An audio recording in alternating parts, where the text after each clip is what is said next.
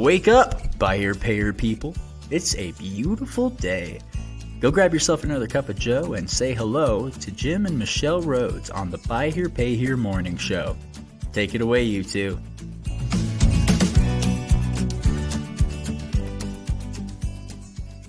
Hey, everybody, good morning. Happy Friday. Welcome to the morning show. Friday. Is it Friday? Friday. I've heard that. TGIF. I don't know. All the fun things. I don't. It's Friday. Yeah, glad you're here. Yeah, for a lot of us in the automotive industry, Friday is like a day of the week. Saturday's more of our Friday. And so it's just but for many of us it's still Friday because that's how we grew up. Right. And that's a big thing. Yesterday we had our dealer roundup. Yep. Went really, really well. Some Internet great connection information. held together. It did. Sorry about that on Wednesday. I think it's because Jim's lucky charm wasn't here. I think that's probably it. You weren't here, and so the world was a little out of kilter. Earth was off its axis a bit. It was off its axis. Mm-hmm. So, but I know you guys are all wondering. My son got in great, and it was great to catch up. And he'd been down in Florida with some family and visiting his grandma and all of that down there, and really came back with a sunburn. And he found out. And those of you who Jim's like, you're really going to tell him this. Oh boy. It's just hilarious. So he's kind of a hermit. So he doesn't get out in the sun a lot. So when he goes to Florida to visit family, he will have to like lots and lots and lots of sunscreen. And he goes, Mom, who knew your belly button could burn? You don't put I'm like, well, maybe you should do that from now on because it is skin. So life lessons. Mm-hmm. So we got a really good laugh out of that. But a great conversation with Jimmy Rambo and thank you, Jimmy, for joining us. Yeah, on that. and then yesterday our virtual our virtual dealer roundup with our panelists. Thanks again to those panelists for making time from their busy schedule. Just like we got Mr. Hugo Sanchez standing by today, right in the middle of tax refund season. Yeah, I know, right? Preparation season.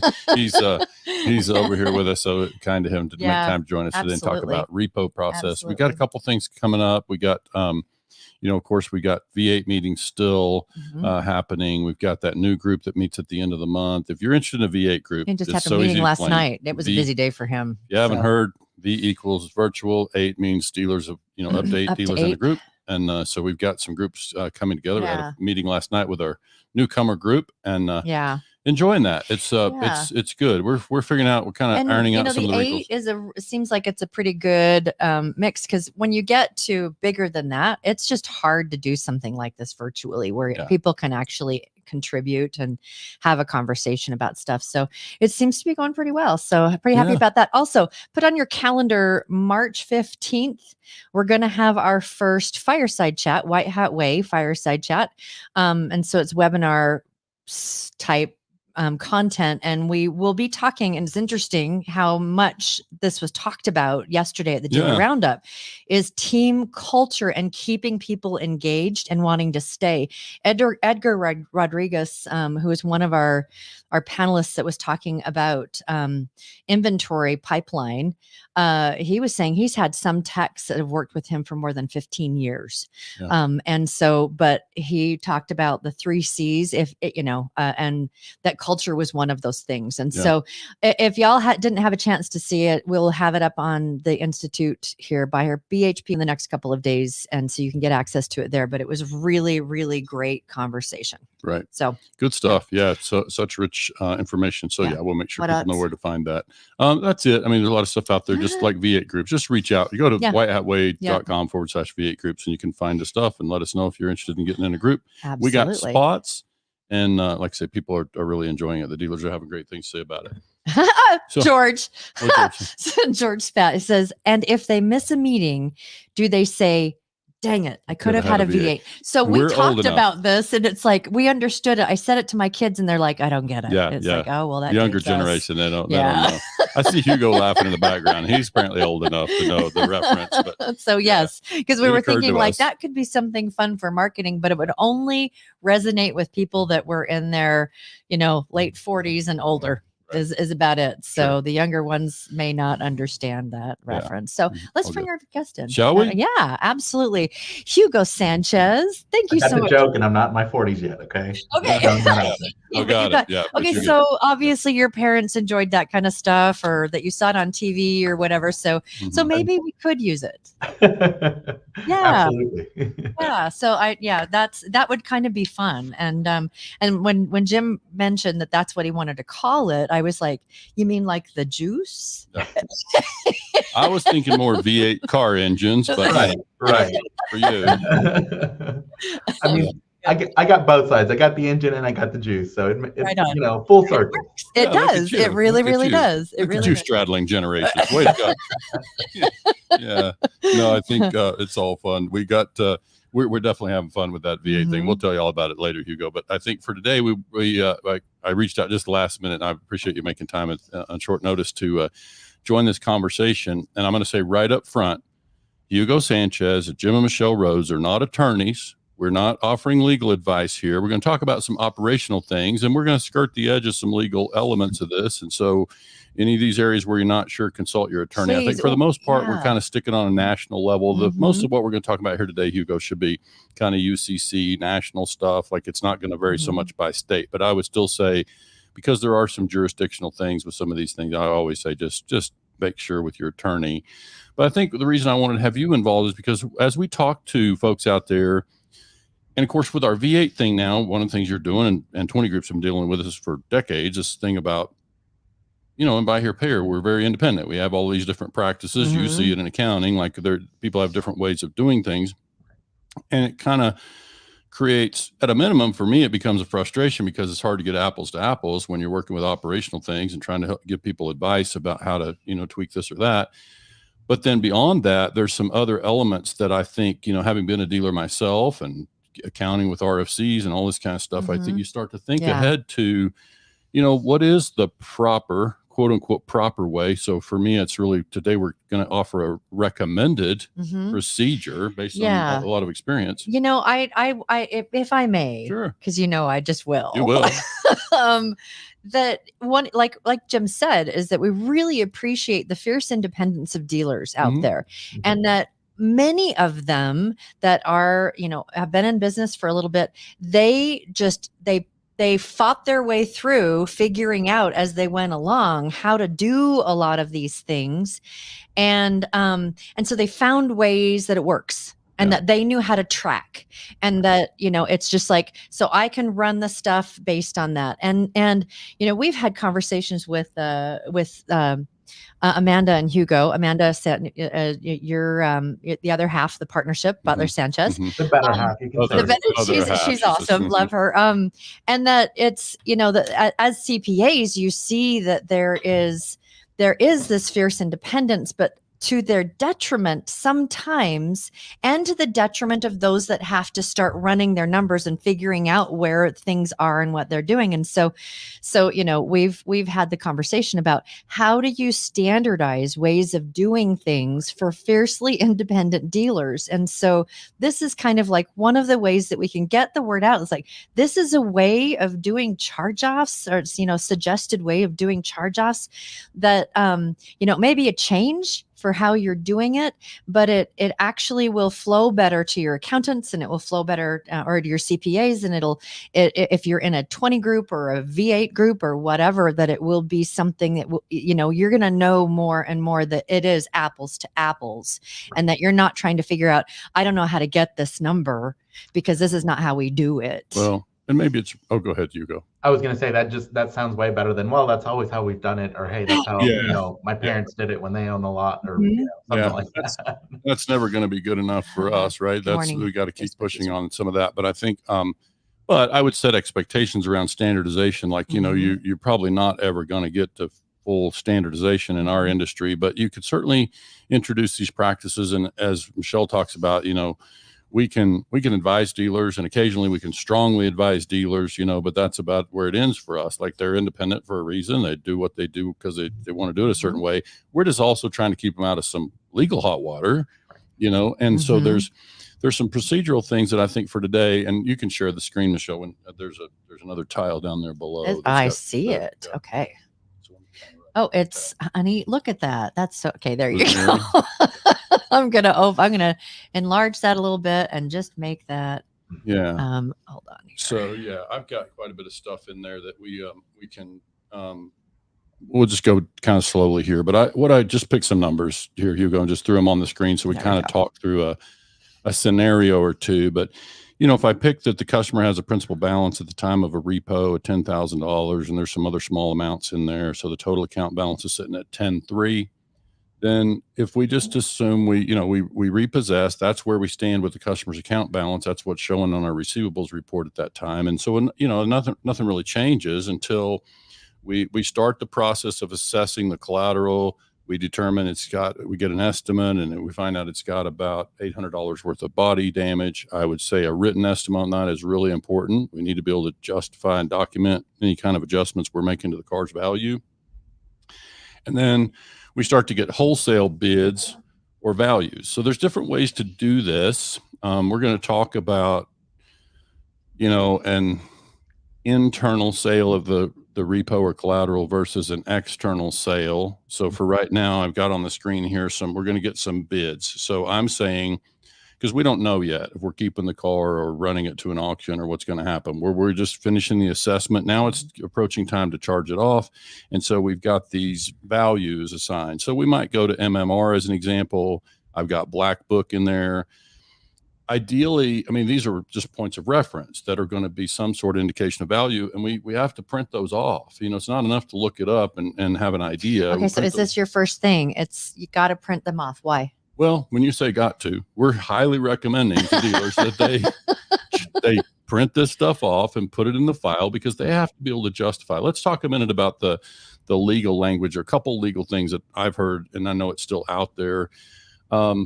One of the phrases is commercially reasonable manner. So we've got to show that so let's think about first, there's another phrase there, and I have it on there somewhere, about the fair market value.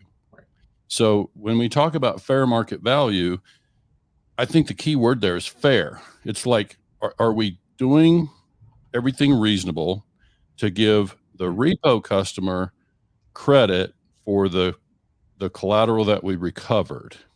Okay, so we're supposed to now credit the customer's account for whatever the value is that we captured there. So that's why I think this is so important that we get those numbers documented. Okay. And all the attorneys will. So why? So why would you want to do that for the customer? Let's role play it. You're the customer. I repossessed your car. All right. Now I say. You said there was no damage to the car. I get the car back in, and I say it's only worth $1,500. I send you a notice later saying, "Hey, it's like I still owe $8,000 on it." Right. And so now you go to your friendly attorney, because your father-in-law is an attorney, and you go to the attorney, and he says, "Yeah, let's sue them, and let's go to court and find out why they only gave you $1,500 for this car, whatever." So it's like now it's like I have to justify, because you now on your credit report. You have a sufficiency balance that's higher because I set a lower number. So when I set a number as the creditor in this case, I need to be able to document the number that I'm placing. And it needs to be fair. So that's why you see me over here with 3 bids. I've got 2 kind of book values, and I've got and then I've got a wholesaler who, again, a wholesaler on a phone call or a text message is probably not what I would go with. I used to have in my own dealership a little sheet where the wholesaler could put in a value, and they could circle a thing that I'm interested in buying it or I'm not interested in buying it. This is just a value, and so this is what I think the car is worth on a wholesale market. So now I've got that. So now we can move on. So, again, it's just important to say we got to go through some. The reason it says commercially reasonable, it's like, are we using some sort of external valuation, or did you just get your brother Hugo to throw a number on it, so you can move on? So now this is really important that we take time to document that. And now when we start to process the charge off, this is the part, Hugo, that I thought from your standpoint as an accountant, I want to make sure we talk through these pieces, because in my own experience, what would happen here is I mentioned that we've got $800 worth of body damage. The wholesalers are telling me the car is worth this number if repaired, because when I look it up in MMR, obviously MMR doesn't know about the body damage. So they're giving me a value of this car with a certain amount of miles. And so that's my number. But now I have to adjust that because it's got this $800 worth of body damage. So in this case, what I'm doing is I'm picking the high number. Why? Because I'm being fair. I'm satisfying the fair market value. I'm picking the highest number of the three. And then I'm adjusting from that the $800 worth of body damage. And when I charge off the account in the software, most of the systems that I've seen inside the actual process, Hugo, it basically will bring up the customer's account. When you go to charge off, it's going to ask you, what is the value of the vehicle that you recovered? And you're going to put that in here. So in this case, I'm going to put in that $3,300 because you've taken out the $800. Right. Okay. I've taken out $800. And so what's going to happen there is we follow the accounting part of this through, the customer now is going to have a net charge off balance or a deficient balance on their account of that $7,000. My receivables on the accounting side are going to go down by that full 10.3. The inventory is going to increase by that $3,300. That car now becomes inventory, which is significant to me in terms of managing inventory. I would much rather, a lot of systems don't have a good way to manage repo inventory. So I might have 10, 15 cars in a repo status at any given time. It's kind of hard to manage them when they're sitting out there in a kind of a pending repo status. I don't really have them on my inventory report. So I think there's benefit to just having it charged off, having that car back in inventory. And now there's a bad debt charge off right there of $10,300. And then there's a recovery, what we call recovery repo or repo recovery proceeds. You've got that number there. So you've actually got a net charge off of that again, which is what the customer's account balance is. But there are a couple of things that happen here, Hugo, from the accounting element in this for me is a couple things. It's the timing of this process, right? As you know, is when do we do it? Like how frequently do we do this? One of the things that we see that I don't recommend that dealers do is they'll wait for a car to sell at the auction before they charge off. Well, the reason you and I would have a problem with that potentially is because now we've got this non-performing asset of a receivable sitting on our balance sheet. We think it's a real, we think we've got a real asset over there. And in fact, if we follow this process, so I'm recommending to my clients, I'm recommending a monthly routine for charge-offs. So you can do it more frequently, but I would say at a minimum of monthly. So if it's the third week of the month or we're approaching the close of February, I would recommend that these kind of go in what I'm calling a charge-off queue. It's like if I'm the manager, Hugo, and you're the dealer, I'm going to bring you the list. Here are the 4 accounts that need to be charged off. Here's the values of those cars and how we arrived at those values. And so now they're in the queue, and it's up to you as the dealer principal or whomever to go through the actual charge-off process. So this is all, to me, it's like the first order of business is getting those non-performing contracts off of the balance sheet. Right. And if a dealer says to me, well, I can't afford to do that yet, that's a concern for me. Like if we don't have enough wiggle room and we're feeling the pressures of borrowing base. I was about ready to bring that up because that was something that came up yesterday where it's like, you've got all this inventory sitting on your lot that is in a hold status. So you stay in covenants with your lenders. And I don't understand that. And so I'd love to learn more about that a little bit. And I don't know if that's another subject, but I'm like, that's a real, that it came up by some very seasoned dealers that's one of the reasons they stay out of debt as best as they can because of that. Yeah, absolutely. If we want to touch on that, let's ask the lenders for earmuffs. But that's a thing, right? They want to unfortunately play a little bit with those loan covenants. And what happens is the reduction in principal, right? Because we're writing off that debt. So we're lowering our AR and we're taking a hit to our net income. And so we want to be careful if we're kind of approaching that top line of where we can borrow and how much we can borrow. That means we're going to have to immediately pay some money back. Right. No, for sure. And I think, the one of the things that for me is like, I was on a consulting visit one time, Hugo, it's been several years ago, but the manager who'd been there, 3 years or something, talking about this long list of delinquent accounts. And I remember that. I remember that. And it was like, say who and where, but the manager told me, well, I can't charge those off because it hits my bonus. Yeah. Right. Hello. You did not just say that to me. No. He's not with the company anymore. But you just know that, that's something this is why, when we see that if we don't have a routine for charging this stuff off, and if we settle into a routine, then it's good for you from a bookkeeping standpoint, accounting standpoint. You've got, and you can advise your clients accordingly that the assets are pure, that, you've got a clean set of books, a clean set of receivables.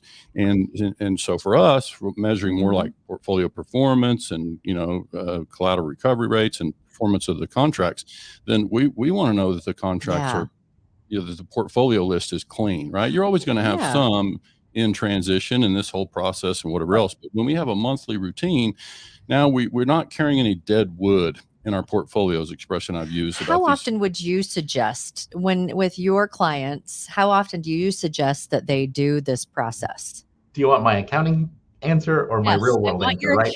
Answer and then your real world. The accounting answer is it should be done immediately, right? As soon as you have possession of the asset, you should be able to figure out what the fair market value is and put it in the DMS and close out the account, move on, right? It should happen instantly.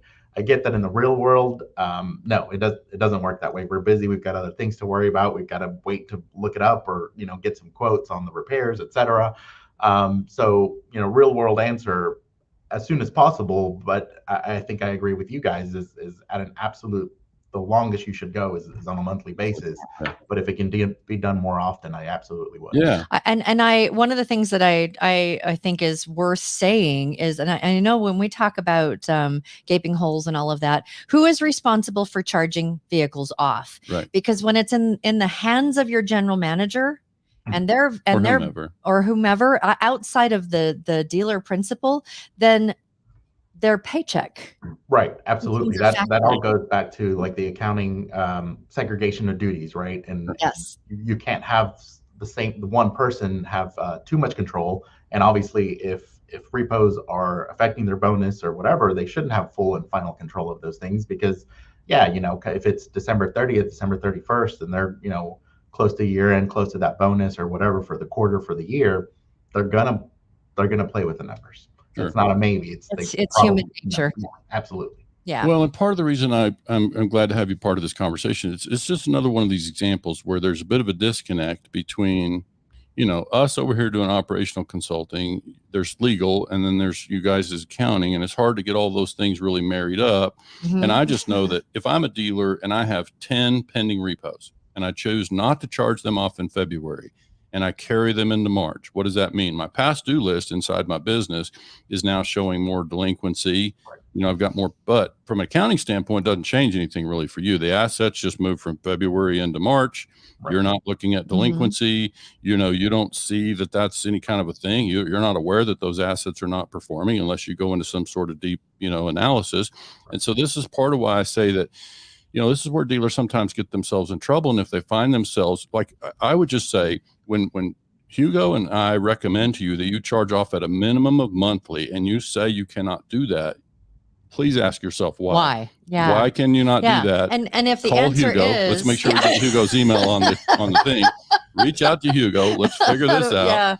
Yeah. We've had these kind of conversations before because it's an indication of some pressures that are affecting our ability to function in a really routine operational way. And so this is why I think it's just really important for us to, flesh this out. I can imagine as a dealer, I mean, you got so much that is, especially if you're a smaller operation and you don't have a huge team and all of that this is just like, it's another one of those pressures. I got to do it. And then when you add in there, you've got a lender and there's covenants and it just I can imagine that just simple questions like this can become very heavy because it's there's all the good reasons about why you should, and there's all their reasons about why they can't. Right. And so it does open up this can of worms. Or Pandora's box or whatever you want to call it.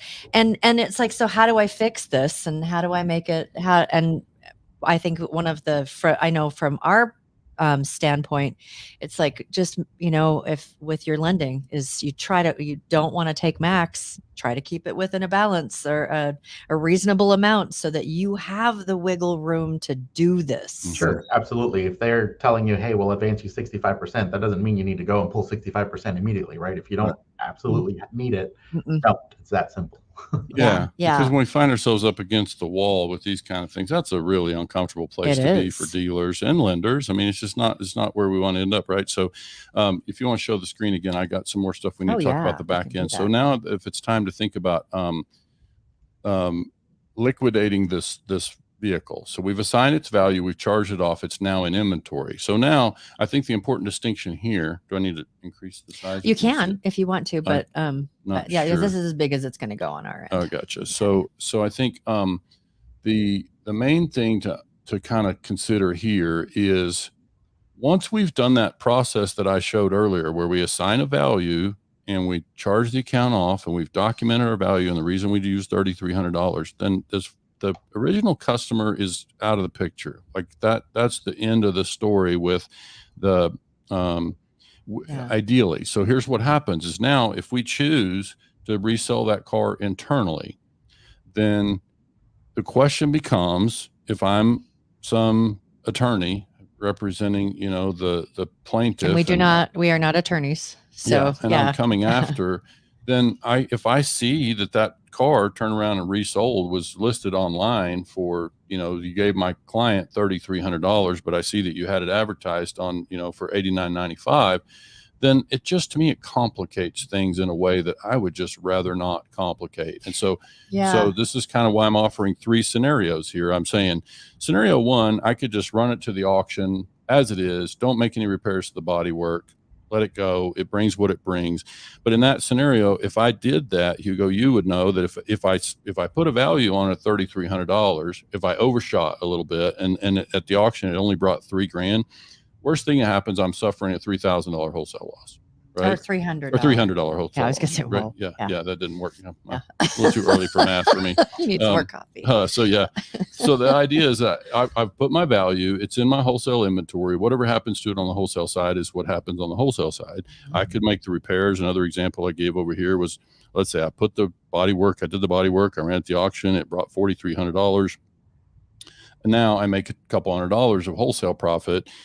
So the other thing about this is it's like just done. It's like you could make the case that, now that I've done that, I may owe that customer another $200. I mean, this is a pretty uncommon scenario, but I would say, if the attorney wants to get and go to this part and see my wholesale bill, my bill of sale from the auction, I can say, okay, yeah, I made another $200. But do you owe the customer $200 or do you take $200 more off of what their balance was that they're owing? Neither Hugo Sanchez or Jim Rhodes are attorneys. I cannot say. I'm not trying to offer legal advice on the Buy Here Pay Here morning show.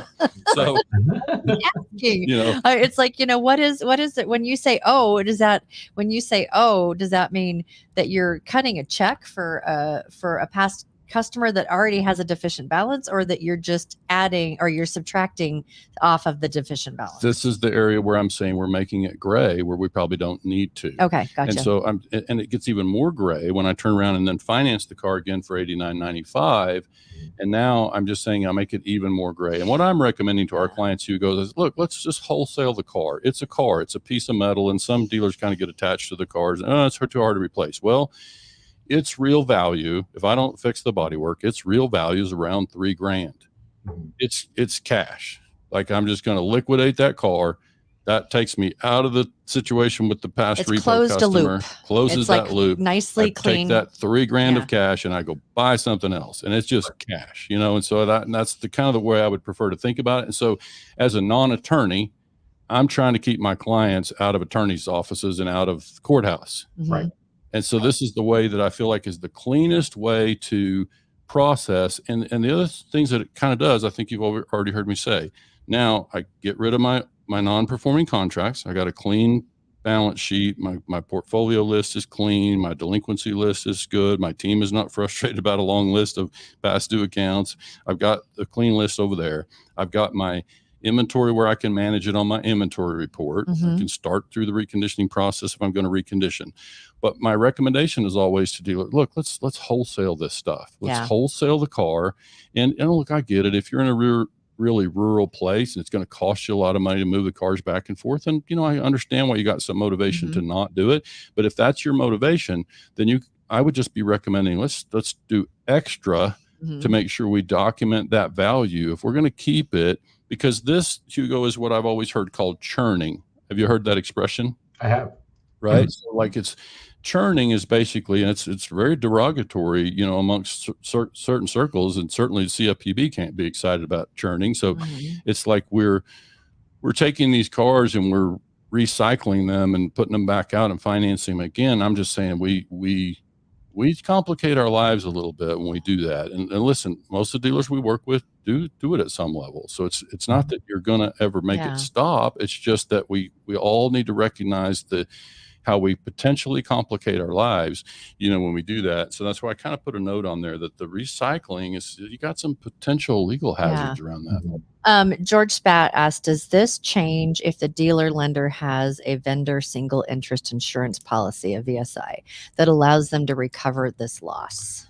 I would, George, that's a great question. And I better, let me just give you my Jim Rhodes Again, we're not advisor. Attorneys, so operational advisor advice. I would say it doesn't really change anything. That's really just a question of if the VSI really just deals with the deficient balance. Well, and wouldn't that it covers more of the customer side of the deficient balance, so that it's like it alleviates them in a more beautiful. It's a much more it's a more elegant, beautiful way to wrap that up, so that it's like, hey, we did this thing. This is going to take care of the stuff. Yeah. And now you don't have as big of a deficient balance. So if you are reporting to credit reporting agencies, having that actually, it does help the customer. It helps their position and their ability to. And I would say regardless of what's happening with, this could be a gap situation. This car could be wrecked is the reason we repossessed, right? Yeah. So there could also be gap. But for me, this process wouldn't change much because as you know, Hugo, we got to deal with the assets on our balance sheet, which means we got to deal with that account balance. We got to deal with the collateral that we recovered from an accounting standpoint. So I think for me, I would still be processing everything the same. And there may be some VSI checks. There may be some gap checks that get applied to this customer's account balance. But for me, the actual process of managing the collateral would be the same. I think that's the part that I would be recommending. Yeah, whether reinsurance is involved or not, or any sort of insurance policy, I think going back to what we were talking about, and it's just the process of the repo and valuing the fair market value should be consistent. That doesn't change anything. We continue to use either MMR, Black Book, whatever, or an average. That shouldn't impact what we're doing for those numbers. I remember there's a dealer that Jim worked with for forever. And in his 20 group, he was someone, he came from a accounting background. And in his 20 group, so he was about like, how do you put all of the stuff and make it so that everything is just clean and all of that. He was really quick with charging things off and, getting it done as quickly as possible. And his 20 group was like, you're doing it too fast. You need to sit on that a little bit longer. And he's like, nope. And he was very, very, very successful dealer and just clean. Jim, I know, just really liked working with, because it was just like, this is what is possible, people. Yeah. and I think for me that you talked about right away on the charge offs, and I said at the most monthly, but I really think with our clients, we would be recommending a weekly routine. Right? Every Thursday, you charge off those accounts that are in the queue and that are eligible. Some of them you may be waiting for a bid to come back on the body work or whatever. So I'd probably wait on that. But once all the stuff is in and you have all the information, it would be a weekly routine, like every Thursday. No, but I get it. No dealer wants to see a dip in the principal or number of accounts. And so maybe they're waiting for a couple more sales to finalize, or, to kind of keep things. But no, we definitely shouldn't play with that timing and kind of just hold out or whatever. I've seen some dealers get a little looser with their underwriting too, which I just do not recommend whatsoever. Just to be able to close some deals, get some more notes on the books before they charge off some of the stuff that's been sitting on the lot. Definitely don't want to do that. Yeah, that's an uncomfortable place. The big thing is absolutely consistency, having a procedure of when to repo. mm-hmm. what fair market value you're going to use, and kind of just, a system in place. And really, we all know as business owners, right? I'm not a dealer, I don't have a lot, but I'm a small business owner, and I know that creating systems and having kind of rules in place is just going to make the whole procedure go much faster. So it's not this daunting task, right? Yeah. So if we set these rules and have these guidelines and have, MMR ready or whatever, just make it easier and be consistent. Yeah. And one thing we didn't talk about that I need to throw a mention in there about, and not Michelle hadn't even really been exposed to this part of it, but it's like we have a curing requirement. Like when we repossess a car, we're required to notify the customer and give them an opportunity to cure the default, to come and settle up. And while that doesn't happen very often, that's a really low percentage of the customers actually come and either pay off or resolve the account somehow. We still have that obligation to hold that car for that period of time. Now, to be clear, operationally, it doesn't prevent you from charging off the account 3 days after you get it. But if the customer came in on day 9 of their 10-day cure, as an example, I would need to still have the car, right? I would need to still have and I really wouldn't want to have touched it with any recon at that point in time. So I recommend start your assessment process, but don't start any of the reconditioning until you're fully cured, right? And so now, so I probably wouldn't be charging off. In most cases, it's roughly a 10-day thing, I think. And so again, talk to your attorney and make sure on that part, but you're going to hold a car for a period of time, you're going to cure it, then you're going to charge it off, then you're going to start managing the collateral in the repossessed car. And that's like the curing thing. Doesn't that time start on the day that they're notified that there's a cure? Yes. Okay. Yeah, so it's like that, then that's of one piece in this whole thing. That's the thing that has to be so timely. Yeah. Is that's sent out like immediately. So you start that 10-day clock. Yeah. Same business day, whenever possible. Yeah. Like and so typically, I think most dealers are doing certified mail on that. And so you just want to get that thing out right away, so you can start the clock and dispose of the collateral. But yeah, I think that's the thing I see, Hugo. Sometimes the dealers say, "Man, I can't charge it off yet because that's going to come out of my borrowing base," and so wow, so all the more reason to let's charge it off. Let's deal with the borrowing base. Let's get the car to the auction as quickly as it's eligible, and let's get a new car on the lot. And and keep that pipeline kind of moving, because when that stuff starts to stack up, that's when people get themselves in trouble, and we want to keep people out of trouble. So what else? Enough, man. Go ahead, Hugo. I know you share that perspective. No, absolutely. I agree 100%. I think the only other thing I would touch on, coming from the tax background that I am, is 1099-Cs, right? We got to talk about repos. We got to talk about 1099-Cs. If you have a related finance company, the dealership entity does not have to issue them. Only the related finance company, because they're considered a banking institution, and they're in the business of lending. So that 1099-C filing requirement comes in. So if you repo a vehicle that is in your RFC's portfolio, you may need to issue those 1099-Cs, and those need to be issued once you've pretty much stopped all collection efforts, right? If you're not going after any garnishments or anything like that at all.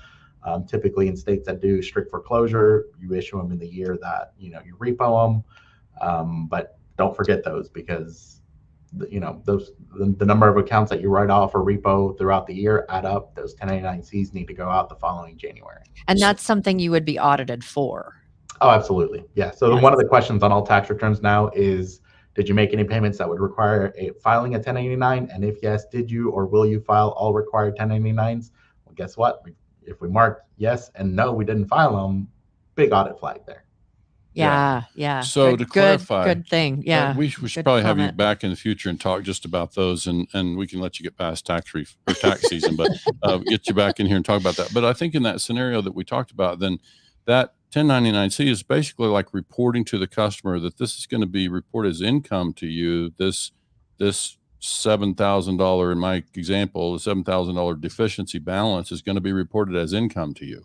Correct. And it pisses them off. I get that. The real thing, and not to get in the weeds on the tax law thing, but they probably won't actually have to record it as income, right? Yeah. When you get a 1099-C, if you are insolvent, which basically means your debts, liabilities are more than your assets, which unfortunately a lot of our customers are in that situation. Then that 1099-C is not actually taxable income, but So oftentimes it won't actually be taxable income. What I tell my dealers to tell them is, look, I am required by law to send these out.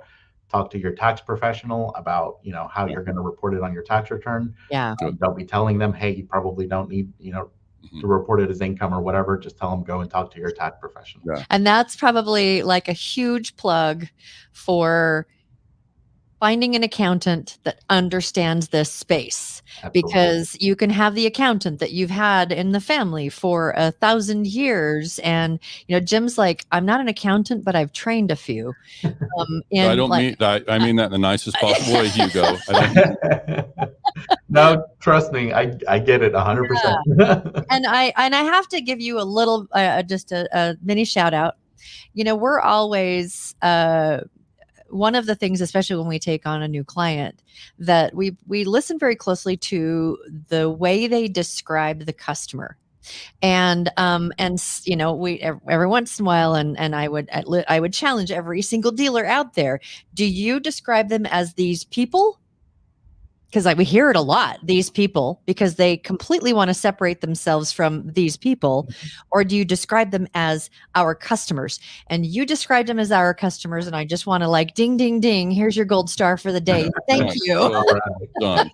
I'm going to call off the rest of the day. If you need a note, I'll send you one. That's so cool. Or just have Amanda call me. Okay, got it. I want a gold star. Honey, I will give you a gold star. Yeah. So let me make sure I just put it on the screen here. I'm going to put it on the screen. There's how to reach Hugo. When you have a tough tax question or you need an accounting firm who really understands your business, these folks live and breathe, buy here, pay here, RFCs. They know that stuff really well, and they have a really consultative approach. It's more than just tax returns. So, so if you need professional help, and many of the folks that we meet do, Hugo. So we're always making sure they know how to find you. So here's a good way to reach them. And of course, Amanda is his wife and business partner. And so she's also involved. And their firm is growing nicely in the Houston area. And that's because they provide a solution that is and it's all too rare. All across the country. So, if you need a good accountant, Hugo's a great option. Yeah, and Hugo, I think you and I need to work on some sort of a combo coaching and accounting package for clients in Hawaii. I'm okay. I have a non-dealer client in Hawaii, and I keep saying I just got to fly out there for meetings. Wow, yeah. Can you add a non-dealer? Yeah. So non-dealer. They don't need dealer coaching. I'll see if he wants to open a car lot. I mean, we've got all the bases covered. Oh, absolutely. All right. Well, thanks again for joining us. I know you're busy. Thank you, guys. I appreciate it. Always good chatting with you. You too. If you want to just stick around for a second, and we can say proper goodbye when we are done. We appreciate your time and your willingness very, very much so. All righty. Great. That's good information. I think people, we just don't get a platform to talk about this enough, and we just see it a little too frequently. And so it's just something that I'm glad we've made time to talk about. I'm glad Hugo was able to join. And it just, it's not the only way to do it. It's just that we strongly recommend that you find a routine, and this is a good one to adopt. And it's a way to do it in a clean fashion. And so that your charge offs and all of that, it stays really clean, and there's less of, you do it something like this, then there's less of this buildup, and heck, we get it that little monkeys turn into huge gorillas on your back, and this can be a little monkey, and it just can continue to grow and grow and grow and grow. And so if we find ways to step in and do things in a really timely manner, it will in the long run help you feel like you don't have a gorilla on your back. About all the stuff. Accounting is one of those things that, it's so much fun to have that gorilla. Sure. Yeah. All right, folks, thanks for tuning in. Enjoy your weekend. My goodness, Friday. Enjoy your Friday, everybody. Thanks again so much for joining us. We'll be back on Monday. I think that we're going to be spending the weekend going through some of what topics we're going to be talking about for next week. And we may have Amanda Sanchez, but sometime in the next week or two, because there's some things that she and I were talking about that I think would be really beneficial for all of our listeners to hear. Nice. So, all right, everybody, have yourself a great rest of your day, and we will see you all on Monday.